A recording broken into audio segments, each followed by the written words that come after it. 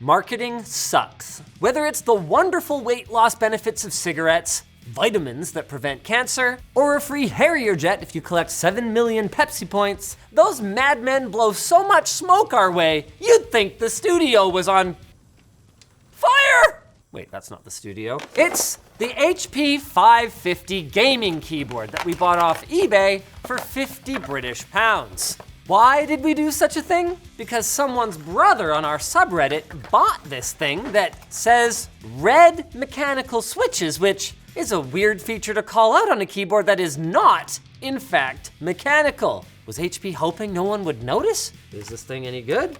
Are the switches even colored red? Yes, they are. Have I wasted my money?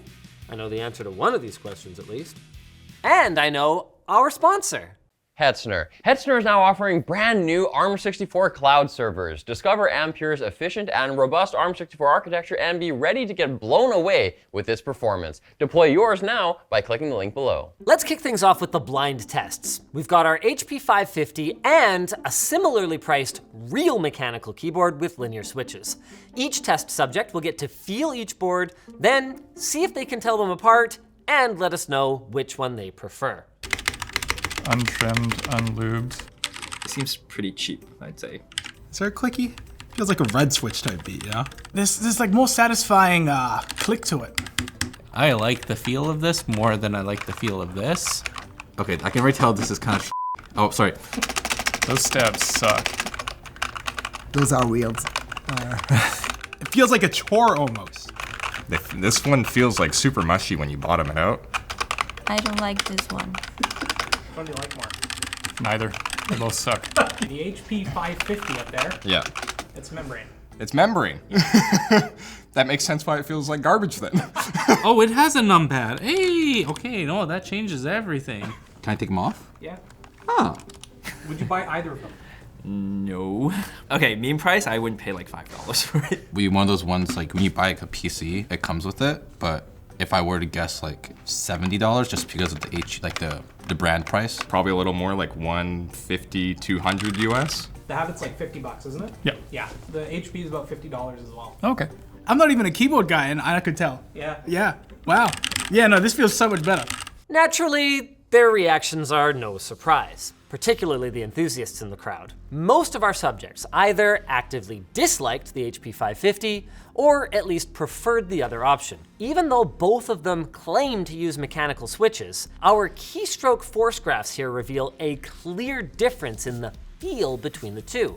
As you press down on a linear mechanical key switch, you should see a consistent, that is linear, increase in the required pressure as the spring compresses. Switching over to the HP, as a Canadian, I might not know much about much, but I can sure as shoot recognize a hockey stick when I see one. And if we tear this keyboard down, the reason is obvious. Under our keycap is what appears to be a switch, and in fairness to HP, it is in fact made of red plastic. However, if we remove one and open it up with our handy dandy switch puller and opener, we can see that it is in fact an imposter. Then looking closelier, we have most of the traditional switch components, top and bottom housing, stem, spring, but what's missing is the contact pins on the bottom and the leaves that they're attached to. Now, when you press down on a real mechanical switch, the stem moving allows the leaves to make contact and send a signal down through the pins into the keyboard's PCB and then onto your computer. What we're doing here though is just jabbing the stem down. So how does a signal get generated? From the rubber dome that is below it. Rubber domes work by buckling under the force of your finger, mashing a conductive material onto a contact pad. And the reason membrane keyboards often feel mushy is because rubber itself is kind of mushy, and that's what you're actually pressing down on to make the connection happen. One of the advantages of rubber membrane switches is that they are cheaper, but a major disadvantage to this approach is that if a key stops working for whatever reason, chances are that it will be a real pain to fix it if it's possible at all. Outside of removing the rubber, cleaning up the contacts, and then praying to Tech Jesus, there's just not much that you can do. Whereas with a mechanical keyboard, you should be able to simply replace the faulty switch and go about your day. It is a little harder on some keyboards than it is on others, but it's pretty much always an option. Our major problem with the HP 550 though isn't that it uses membrane switches. And in fact, they're not even the first to make a mechanical or hybrid mechanical switch like this one. Our problem is with the marketing. The box says red mechanical switch when the switch component of a switch is the contact point.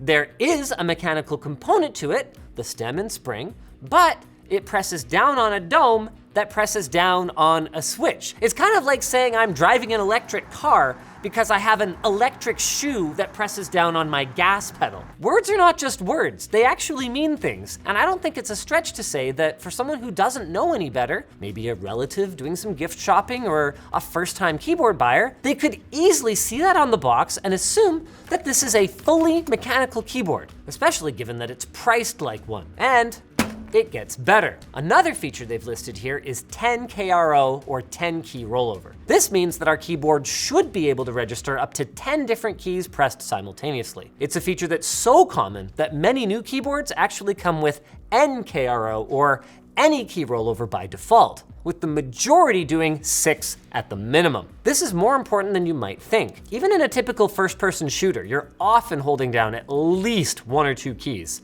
For our example, let's go with W and Shift to sprint forward. Now, let's say you want to strafe a bit and go at an angle, so you add D, and then there's a jump coming for a total of 4 keys potentially pressed at once, just to move around. Unfortunately, this board, while it boasts 10 key rollover, often can barely handle 4.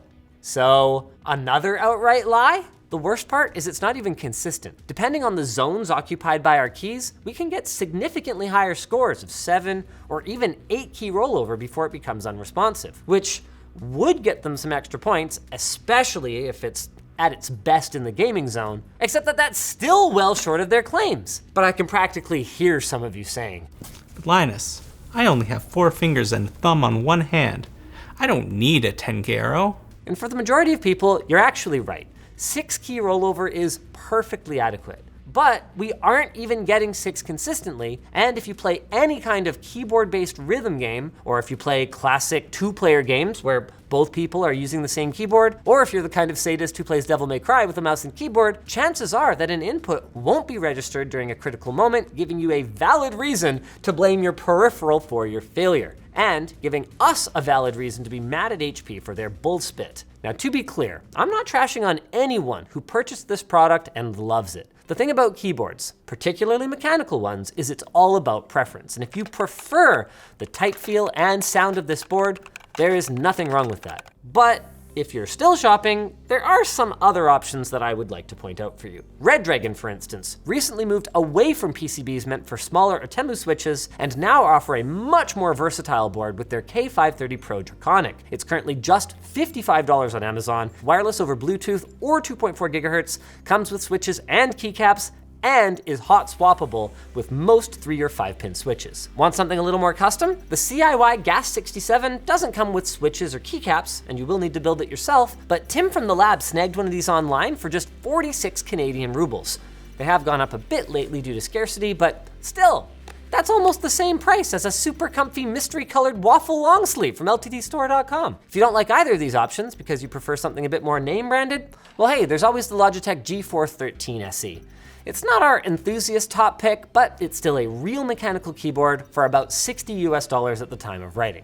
Don't get me wrong, none of these are gonna beat the sound and feel of a much more premium board, but they're gonna get you a lot of the way there at a fraction of the price, and they don't cost much more or even more at all than the HP 550. As for this thing, it just kind of sucks. It's got a green LED backlight, 1-stage flip-up feet, and a permanently attached USB-A cable, all in a very typical plastic housing. We tested it for latency, and while it isn't terrible, measuring an average of 15 milliseconds, that's not gonna matter if the key you pressed never even registers. For reference, our Havoc keyboard registered about 13 milliseconds, and our Apex 3, which which is another membrane keyboard, was also at about 15. If for some reason you want a hybrid mechanical keyboard, there are many newer options, like the SteelSeries Apex 5 that doesn't feel anywhere near as bad as this thing does. So the next time you're out there shopping around, trying to decide what keyboard to buy next, do yourself a favor and don't fall for the marketing BS. Many mechanical keyboards, if they are actually mechanical, will show the PCB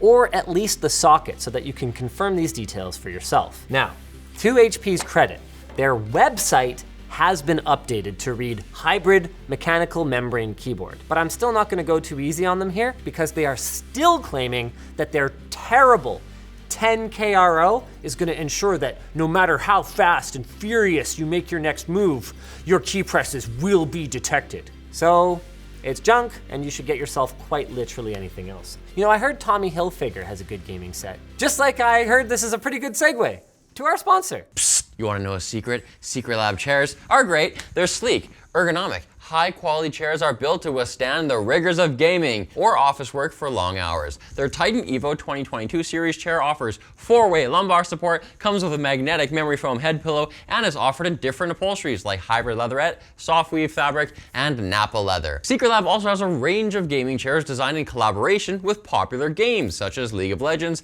Valorant, and Overwatch. Head to the link in the description and check out Secret Lab chairs today. If you enjoyed this video, make sure to check out the last time we talked about mechanical boards a few years ago. It was deceptive crap marketing on Cooler Master's part back then, and thankfully they're doing better about that these days. I think HP could probably learn a thing or two.